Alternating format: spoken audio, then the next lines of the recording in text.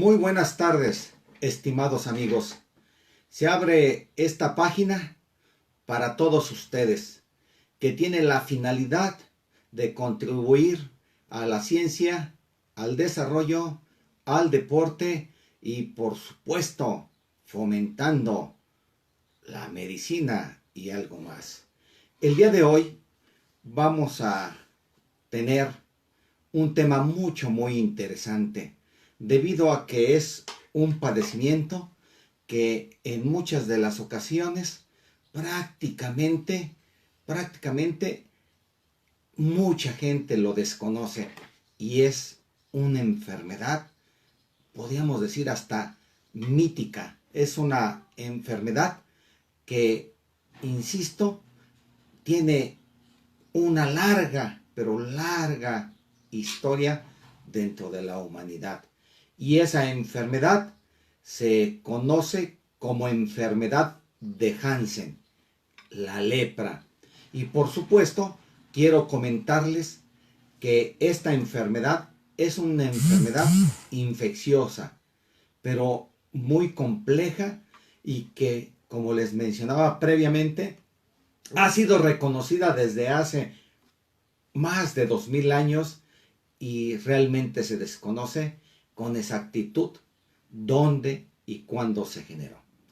Por supuesto, es una enfermedad que se particulariza por algunos detalles que vamos a ir comentando a lo largo de esta presentación.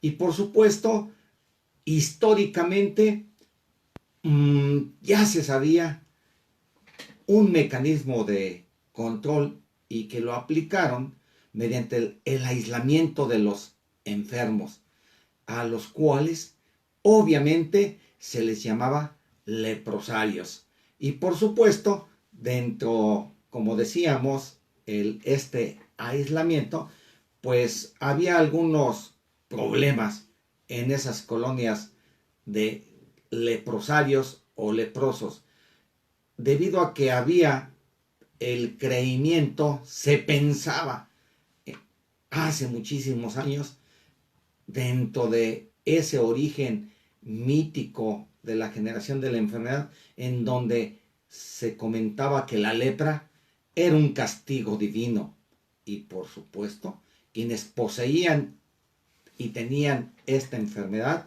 se les ubicaba como pecadores. Y en algunos otros países, precisamente por eso, se les daba la tipificación como que eran legalmente muertos.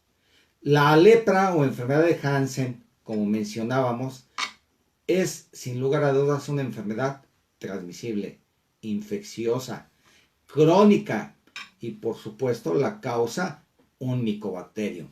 Y ese micobacterium es el Mycobacterium leprae, y que puede afectar cualquier órgano de nuestros sistemas.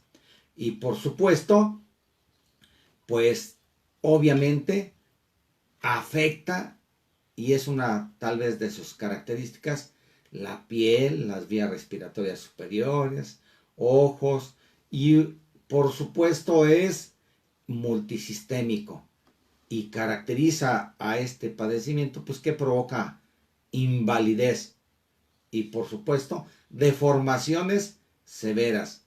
Y por supuesto, si no se hace un diagnóstico temprano y si no se aplica el tratamiento correcto. Hemos comentado que el agente causal es el Mycobacterium leprae, descubierto precisamente por Hansen, un médico noruego que aproximadamente en los años de 1873-74 identificó ese bacilo intracelular, y por supuesto lo tipificó como Mycobacterium ácido alcohol resistente, y por supuesto va a medir de 0.5 a 8 milímetros de longitud por 0.25 a 3 de anchura. Este Mycobacterium se caracteriza por tener baja virulencia y escasa patogenicidad, la cual pierde rápidamente cuando sale al exterior de las células en las que vive. Tiene una duplicación basilar aproximada de 12 días y crece a una temperatura de 30 a 33 grados centígrados. Mantiene su actividad en procesos de congelación y descongelación. Es resistente a la luz ultravioleta durante 30 minutos y a la luz solar durante 2 horas. Se ha adaptado de una manera adecuada para penetrar y residir dentro de los macrófagos. Es la única bacteria que tiene una actividad dopaoxidasa. Esto es muy importante. Dentro de algunos aspectos en el orden de la epidemiología, he de mencionarles que la lepra es un padecimiento universal. Es un padecimiento universal que se expresa en todo el mundo y se han registrado millones de enfermos. Sin embargo, se calcula que existen en todo el mundo aproximadamente 20 millones de enfermos en todo el mundo. Por supuesto, hay países que son más afectados, como dentro de ellos el país de la India, Brasil, Nepal, Mozambique, Angola. Y por supuesto, existen grupos etarios donde inicia y es más frecuente. En la lepra en la edad pediátrica no es muy frecuente y por supuesto entre más pequeño es mucho más difícil de encontrar. Y en la infancia de 10 a 14 años es el grupo etario donde más se encuentra, porque la mayor posibilidad de morbilidad en los grupos de edad pues están por arriba de los 15 años y ya después podemos ver que se encuentra en la etapa reproductiva o en grupos etarios de más grande edad. Hasta el momento no se ha demostrado que una pandemia denominada síndrome de inmunodeficiencia adquirida tenga consecuencias graves en la aparición de nuevos casos de lepra. Por ejemplo, en nuestro país, en los Estados Unidos mexicanos, en 28 estados de la República presentan casos de lepra. Pero sin embargo, 5 estados de la República concentran actualmente el 60% del total de casos a nivel nacional. Y dentro de ellos está Michoacán de Ocampo. También Guerrero, Nayarit, Nuevo León, Sinaloa. Y siempre existe una relación de hombre-mujer de 2-1. Se afecta más el sexo masculino. Y por supuesto, como mencionábamos, uno de los grupos más afectados es del grupo etario que se expresa a partir de los 25 años. Por ejemplo, hemos de decirle que en Michoacán tenemos los siguientes registros de casos nuevos. Acuérdense que existen casos nuevos y casos acumulados. En el caso de Michoacán, hemos de decir que la lepra es o pertenece en Michoacán a una zona como zona endémica, donde por los años de los años ha existido la lepra. Por ejemplo, en el 2013 se registraron en todo lo ancho de Michoacán de Ocampo 18 casos. En el 2014, 17 casos nuevos. En el 2015, 12 casos. En el 2016, 8 casos. Ya para el 2017 solamente hubo el registro de 6 casos nuevos. Pero ya para este año del 2018, a la semana epidemiológica actual en la que vamos, se han registrado 7 casos nuevos. Y por supuesto, las zonas o los municipios donde se han presentado mayor número de casos serían los siguientes de casos nuevos. Son Pajacuarán, Nocupétaro, Sináparo y Coahuayana. Es decir, como ustedes escuchan, son solamente casos nuevos. Hay que advertir que también, obviamente, por la edad en que se presentan, pues estos se van acumulando a través de los años y a ellos se le llamarían casos acumulados. Quiero comentarles que el reservorio conocido por antonomasia y comprobado de la lepra es el hombre. Y por supuesto, bueno, pues ahí está exactamente donde va o debe de ir orientar todas las baterías relacionadas con una visión anticipatoria y preventiva. La lepra resulta que es una enfermedad difícil de adquirir.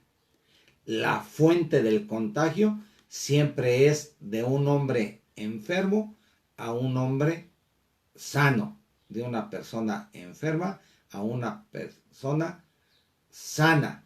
Y siempre debe de haber, obviamente, la capacidad del enfermo de presentar un efecto multivacilar para poder enfermar a otro. Esto quiere decir la reproducción de una gran cantidad de bacilos Mycobacterium leprae. Y la verdad que tiene un índice de ataque de la enfermedad de solamente el 5% de todas las personas que están expuestas al contagio. De tal suerte que esto denota o se interpreta que el 5% de las personas que están en contacto con un enfermo multivacilar con lepra es la proporción aproximada que llegan a enfermar. Y por supuesto, para adquirir la lepra, la infección de la lepra, se requiere, como mencionábamos, estar en contacto con una gran cantidad de bacilos y por un tiempo prolongado, un largo tiempo. Y por supuesto, para adquirir la lepra, aparte del tiempo prolongado y estar en contacto con pacientes multivacilares, se requieren otros factores que son inherentes al huésped u hospedario. Esto, por supuesto, se observa o data que se va a observar un bajo índice de lepra y cuando se da en pareja. Y esto aproximadamente es del 3 al 6% o la proporción o probabilidad. Y por supuesto, en un medio familiar con un enfermo bacilífero, constante, multivacilar, con la convivencia continua con todos los determinantes de riesgo, de hacinamiento, de promiscuidad, de una habitación que no está ventilada, etcétera, pues la lepra en convivientes no pasa del 20 al 25%. Y a veces se dice que el periodo de incubación es muy prolongado. Y es tan prolongado que puede ir desde los 9 meses hasta los 20 años.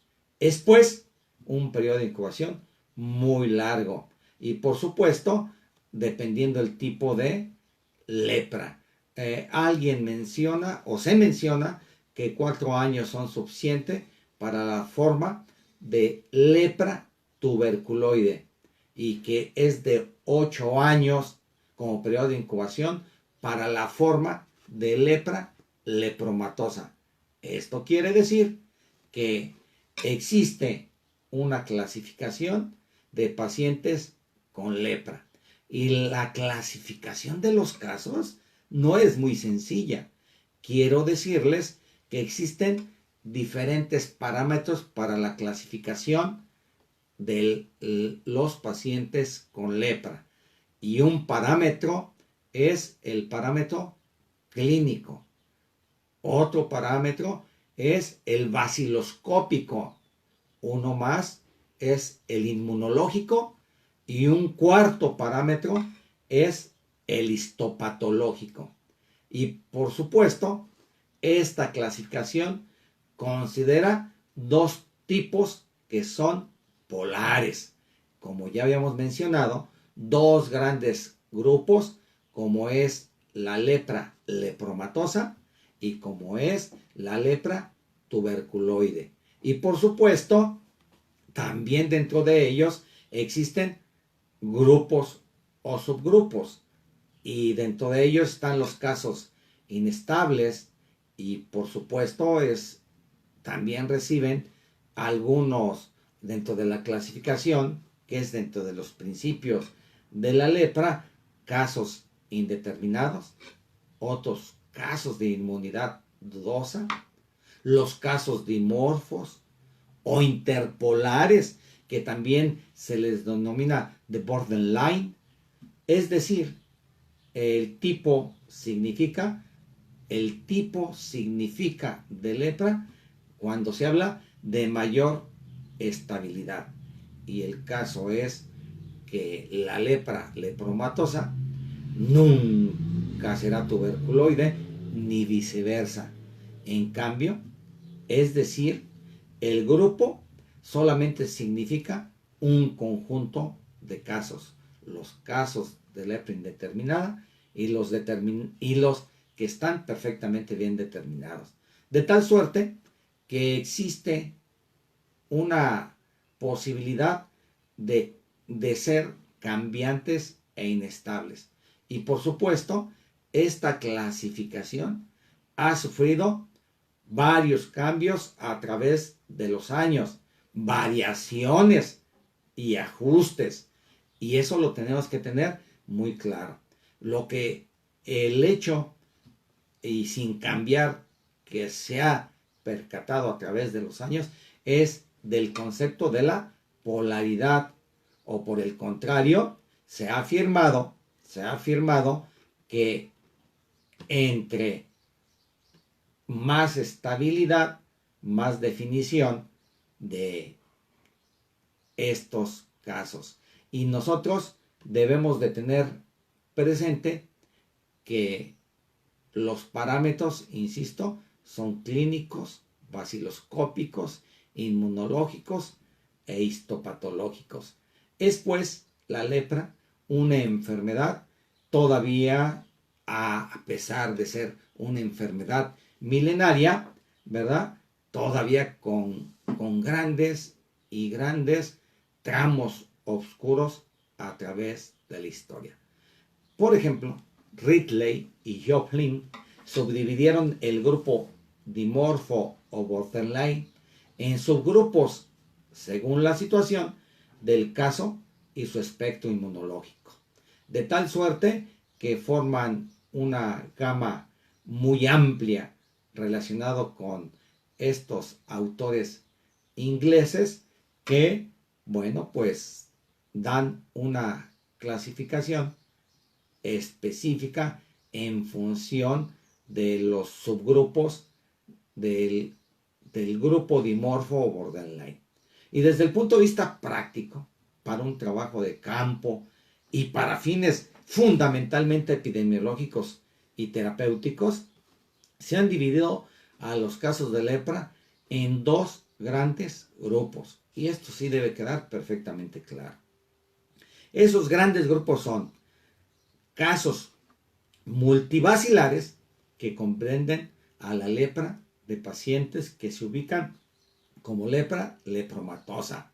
Y por supuesto, a los casos paucibacilares, que serían aquellos con escasos bacilos, como por supuesto serían la lepra tuberculoide y los indeterminados. Como se decía, el aspecto inmunológico es muy importante en esta enfermedad de larga trayectoria. Y el conocimiento inmunológico tiene años y años que se trabajó, como por ejemplo con los leprólogos japoneses Mitsuda y Hiyashi desde 1919. Y por ejemplo, afirmaban que los pacientes leprosos muestran una inmunidad celular específica ante el Mycobacterium leprae, y esta inmunidad está deteriorada en un mayor o menor grado, de lo cual es prueba la nula respuesta a la lepromina, que mide la lepromina mide la respuesta celular de un organismo frente al Mycobacterium leprae. Esta respuesta deficiente a otros antígenos aplicados intradérmicamente hace que haya una deficiente transformación de los linfocitos en linfoblastos frente al Mycobacterium leprae.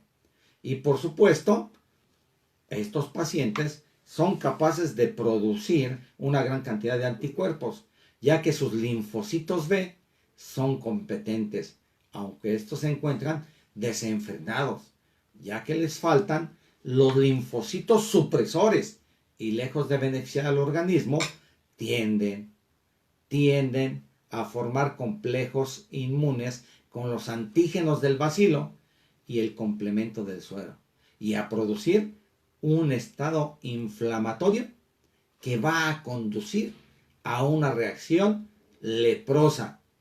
Esto es, la deficiencia de inmunidad celular frente al bacilo de Hansen le permite a este reproducirse dentro de los macrófagos que los han fagocitado, pero que se muestran incapaces de digerirlos.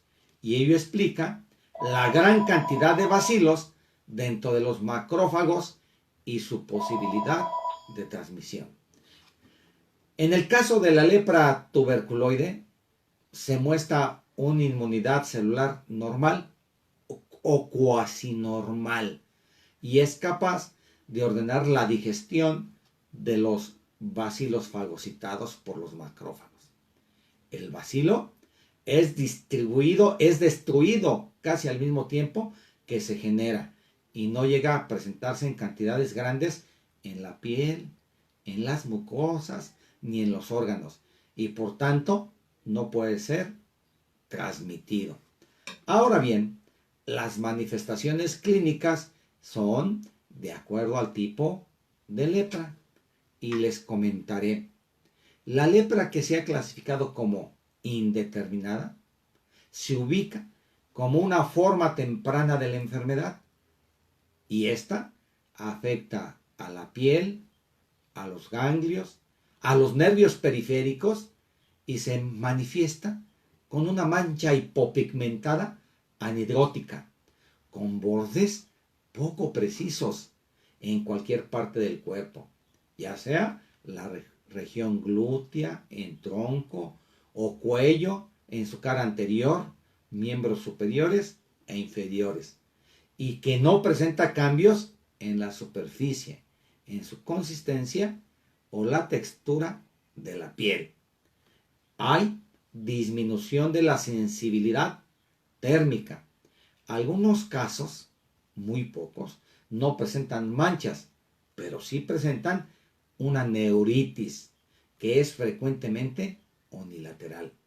Sin tratamiento, la lepra indeterminada puede evolucionar a dos formas: a la forma borderline, tuberculoide, o también a la forma lepromatosa. Esto es, la lepra indeterminada tiene al inicio y en su curso de su historia natural tres grandes posibilidades para ya identificarse como tal: a la lepra borderline, a la tuberculoide o a la forma lepromatosa. La lepra borderline, que también se le conoce como lepra dimorfa o limítrofe, borderline, dimorfa o limítrofe, es relativamente inestable. Tiene características de la lepra lepromatosa y tiene una respuesta mitsuda negativa. Y de la lepra tuberculoide, pues mitsuda positiva. Y muestra la presencia de bacilos de Hansen. Ahí las lesiones son planas, hipopigmentadas, con trastornos de la sensibilidad. La enfermedad afecta la piel y, por supuesto, también afecta los nervios periféricos y puede lesionar las mucosas y otros órganos, además de presentar alopecia, edema facial en las manos, conjuntivitis y una congestión nasal. El paciente que no es tratado puede evolucionar a la forma lepromatosa y el que recibe tratamiento puede presentar una forma de tipo tuberculoide o simplemente, así sencillamente, sin presentar y permanecer sin ningún cambio. Ahora bien, vamos a platicar algo acerca de la lepra lepromatosa. La lepra lepromatosa se presenta en pacientes o individuos más susceptibles y es una enfermedad progresiva, sistémica y podríamos decir la forma maligna de los diferentes tipos de lepra, la lepra lepromatosa. Y comienza con un exantema maculoso y simétrico de troncos y nervios. Rápidamente presenta lesiones nodulares de la dermis y estas se identifican como lepromas y que van desde 1 centímetro de diámetro hasta masas voluminosas que deforman al individuo. Estas pueden ulcerarse y son comunes en el iris, provocando iritis, queratitis también, y la enfermedad provoca una infiltración difusa. Los lepromas que hemos mencionado, que son las lesiones nodulares de la dermis, pueden localizarte en cualquier en cualquier sitio del cuerpo, principalmente en la cara, en las superficies extensoras de las extremidades. Su ubicación es en la frente, pómulos, nariz y los labios, produciendo una característica de la enfermedad, lo que se conoce como facies leonina. Y esto es característico de la lepra lepromatosa. Y por supuesto, bueno, existen de estas dos formas clínicas, que es la nodular y también la lepra difusa. Lepra nodular y lepra difusa. La variedad de la nodular, de la lepra nodular, se caracteriza por lesiones cutáneas circunscritas, que pueden ser placas eritematosas, hipocrómicas, infiltradas, o la lesión típica que es el nódulo, cuyos sitios de lesión son, en orden de frecuencia, pabellones auriculares, regiones superciliares, regiones glúteas y miembros superiores e inferiores. Esto es la variedad nodular.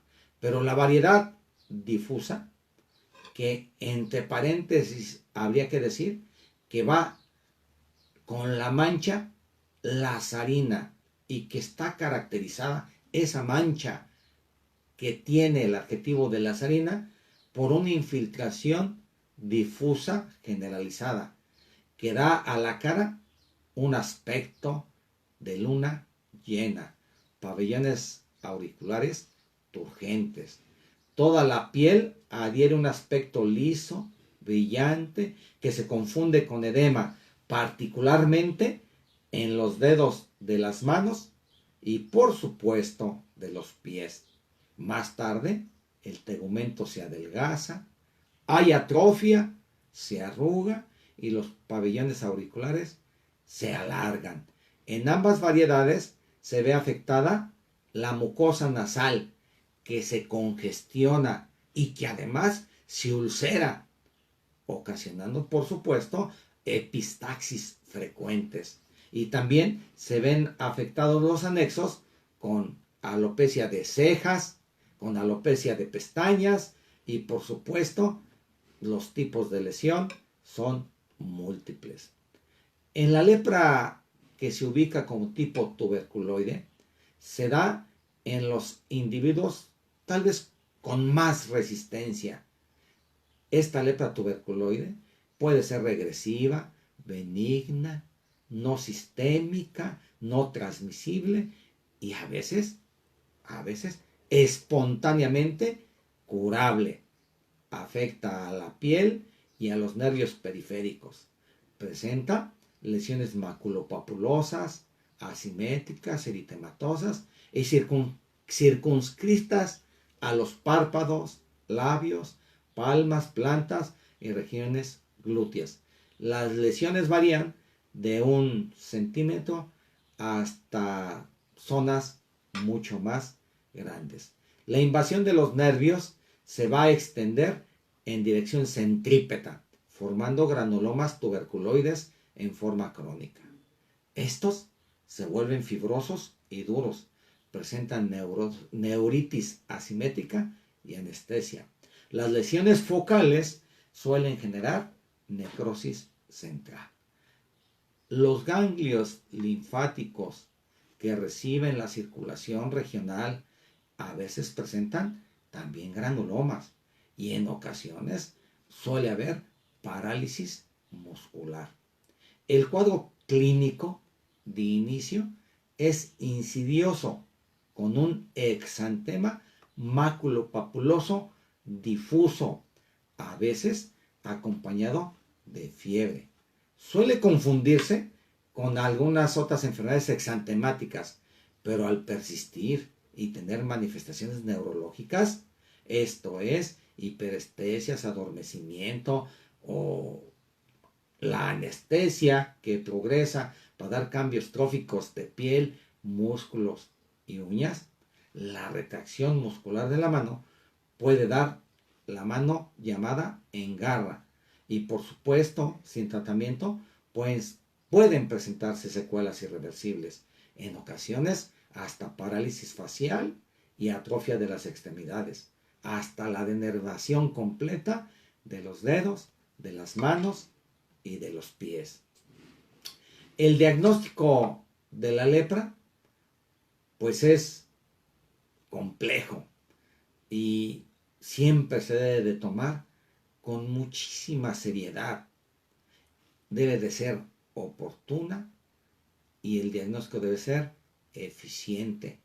Recordemos nosotros como trabajadores de la salud que la lepra trae consigo múltiples estigmas de tipo social y que van a afectar también la esfera psicológica y ya no se diga las repercusiones económicas de quien padece esta enfermedad milenaria, obviamente pues determinada por tantos y tantos años en que está presente y que incluso, debo de advertir, muchas de las gentes creen que ya es historia y esta enfermedad aún está presente. Y por supuesto, el diagnóstico, así como se dividió al inicio, pues el diagnóstico es clínico, por supuesto, es bacteriológico, de apoyo y diagnóstico, histopatológico a través de la biopsia y el inmunológico.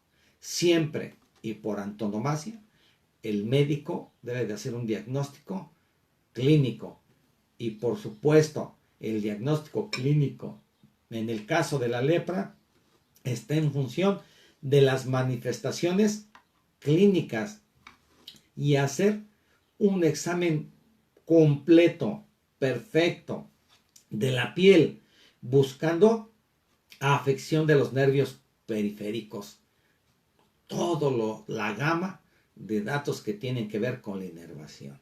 Y al presentarse hipoestesias, anestesia de zonas, parálisis, confusión muscular y palpando en nervios en busca de agrandamiento y dolor al tacto, las lesiones cutáneas se evalúan también por sensación de tacto ligero, pinchazo de alfiler, discriminación de la temperatura. Esto es el diagnóstico clínico, es todo un arte donde se debe de hacer acopio del método clínico. Observación, por supuesto, palpación, percusión y auscultación. Y se debe de seguir las etapas de cada una de las fases del examen clínico. Es importantísimo, importantísimo. El médico debe ser eminentemente clínico. Y por supuesto, el diagnóstico por laboratorio, pues ahí la baciloscopía es obligatoria, de tal suerte que se deben de llevar a cabo baciloscopías para ir buscando el Mycobacterium leprae. Y podemos decir o afirmar que la baciloscopía es obligatoria a todo lo largo y ancho de nuestro país, para todos y todos los casos que se estudien por primera vez. Necesariamente se debe de estudiar completo. Si el resultado baciloscópico es negativo, ojo, no se excluye el diagnóstico de la lepra, por lo que hemos comentado a lo largo de esta charla. Pero sí resulta muy útil para determinar la clasificación clínica del tipo de lepra y la infectocontagiosidad del enfermo. Acuérdense que es una enfermedad transmisible. Y por supuesto, también se debe tomar frotis de la lesión activa, del lóbulo de la oreja o también de la mucosa nasal. Es importantísimo la toma de la muestra. El estudio histopatológico proporciona, sin lugar a dudas, una información suficiente. Escúchenlo bien. El estudio histopatológico confirma el diagnóstico de lepra y por supuesto también nos es útil para establecer la clínica y por supuesto evaluar la evolución del padecimiento y sin duda alguna para establecer un pronóstico. Se deben de aplicar, por supuesto, ante esto, normas de calidad para la selección del sitio donde se va a tomar la biopsia, así como también la técnica, el tamaño, el tipo de fijación y la orientación de los cortes. Mediante la histopatología se pueden clasificar los siguientes procesos crónicos relacionados con la lepra. 1. Procesos inflamatorios simples e inespecíficos, típicos de la lepra indeterminada. También se puede hacer el diagnóstico de lesiones granulomatosas. Acuérdense, la lepra lepromatosa, la tuberculoide o borderline. Y también los procesos exudativos que tienen que ver con los estados reaccionales de la lepra. Por supuesto, el diagnóstico de la lepra lepromatosa se corrobora solo al demostrar la presencia de bacilos ácido resistentes, bacilos ácido alcohol resistentes en los frotis de la piel, mediante el método de incisión y raspado. En la forma tuberculoide, recuerden ustedes, la forma paucibacilar, los bacilos pueden ser tan escasos, tan pocos, que es probable que hasta no se alcancen a detectar. Eso, vuelvo a repetir, no implica que no tengan lepra. Y en la medida de lo posible, se debe enviar un fragmento de esa piel limitado a la zona afectada para la biopsia y, por supuesto, la búsqueda de un patólogo experto en el diagnóstico de la lepra por las dificultades que ésta tiene. Como también han escuchado en esta plática, hay una prueba que se denomina lepromina. Y la reacción de lepromina, también conocida como reacción de Mitsuda, si recuerdan, indica la capacidad del huésped u hospedario para que pueda tener una respuesta de inmunidad celular al Mycobacterium leprae. Esta no se considera de valor diagnóstico, pero es de muchísima utilidad para la clasificación, insisto, de los casos y poder, obviamente, vuelvo a mencionarlo, un diagnóstico más certero, la evolución y, por supuesto, la clasificación de los casos. En personas, entre paréntesis, por así decirlo, normales, o con lepra tuberculoide, la prueba produce una reacción positiva, denominada Mitsuda positiva. Y en los casos de lepra lepromatosa, vuelvo a repetir, como se ha dicho en otras partes, tiene un resultado como Mitsuda negativo. El resultado es negativo. Y aquí también ahora viene, ¿cuál es el tratamiento? El tratamiento de la lepra consiste en una combinación de fármacos, precisamente por la dificultad de manejar bien la lepra y por la dificultad y la resistencia del Mycobacterium leprae, se debe de dar una poliquimioterapia para no fracasar en el tratamiento. Y se debe ser muy puntual en el tratamiento. Y por supuesto, los medicamentos son, por antonomasia, la clofazimina. La clofazimina es un derivado de las fenacinas, un colorante que ha mostrado una acción antileprosa a través del tiempo y también tiene una acción importantísima antiinflamatoria. Otro fármaco que se debe suministrar es la rifampicina.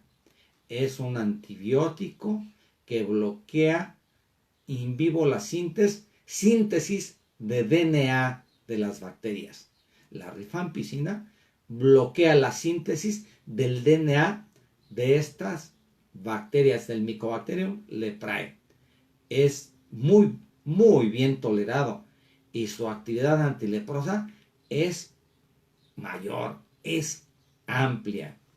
Y bueno, ahora hablemos del medicamento que es el medicamento de elección y es la diaminodifenilsulfona.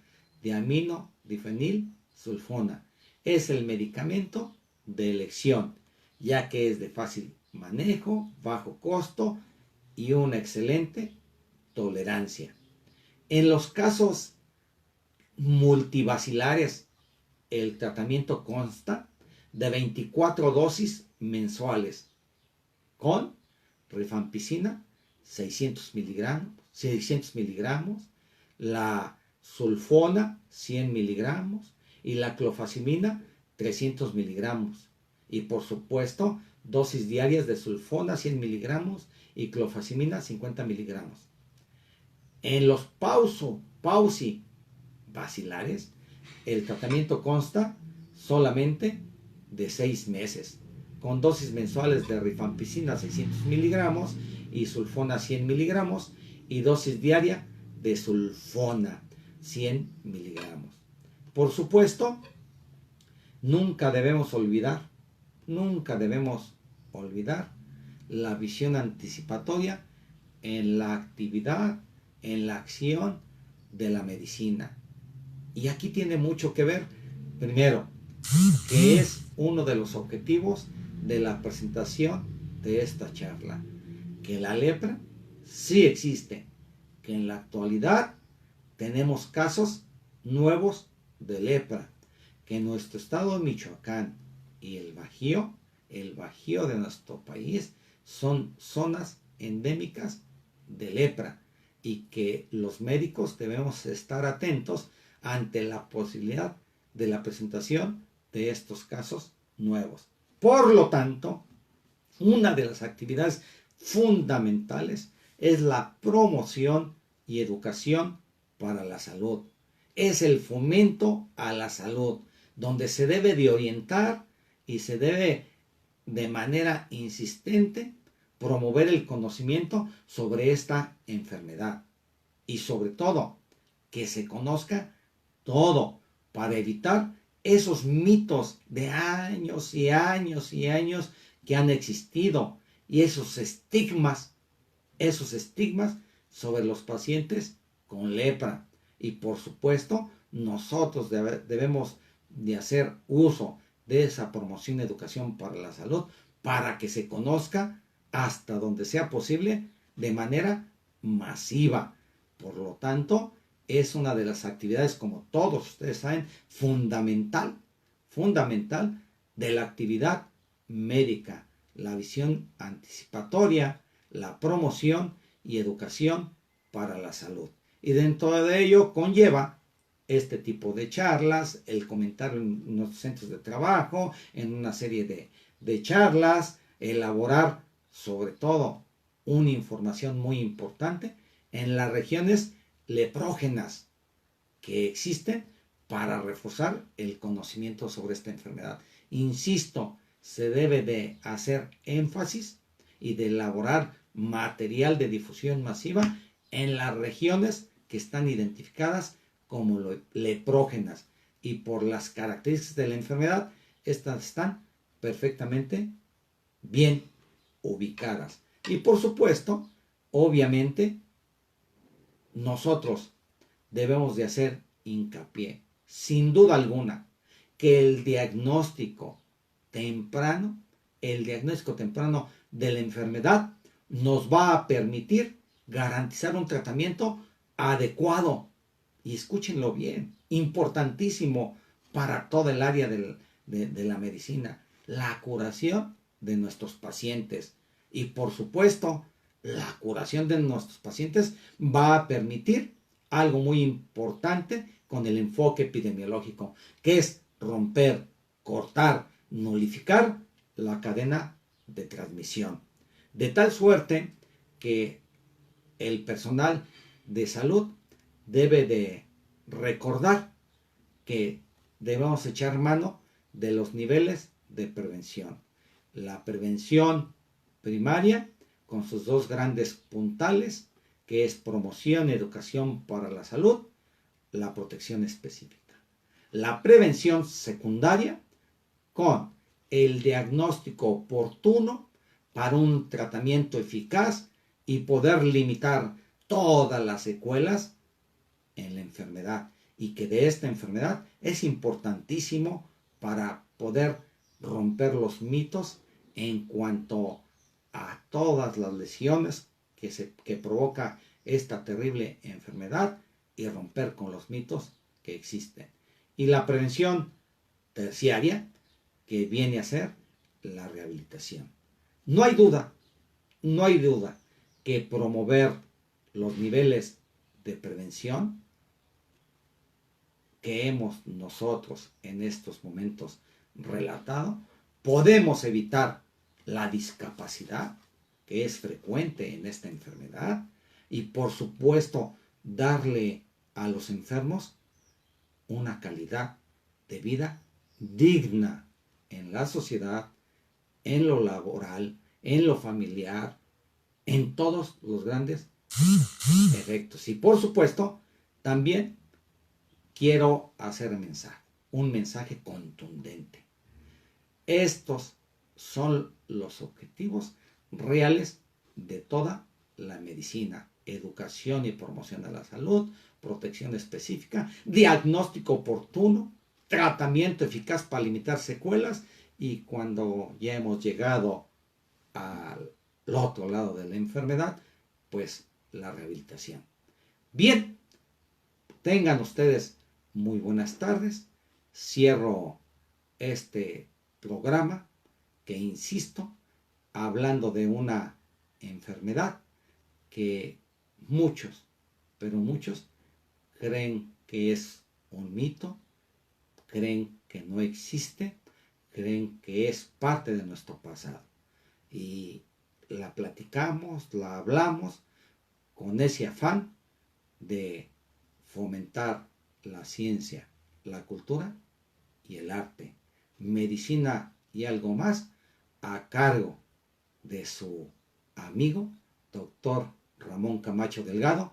Y quiero además enviarles un saludo a todos los médicos que están en formación para que estén atentos de esta enfermedad y por supuesto también a todos mis amigos y compañeros del gremio médico. Tengan muy buenas tardes y espero que este programa sirva de algo.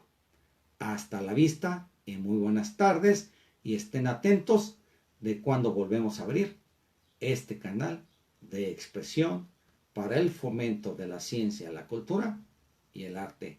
Saludos a todos y gracias por su preferencia.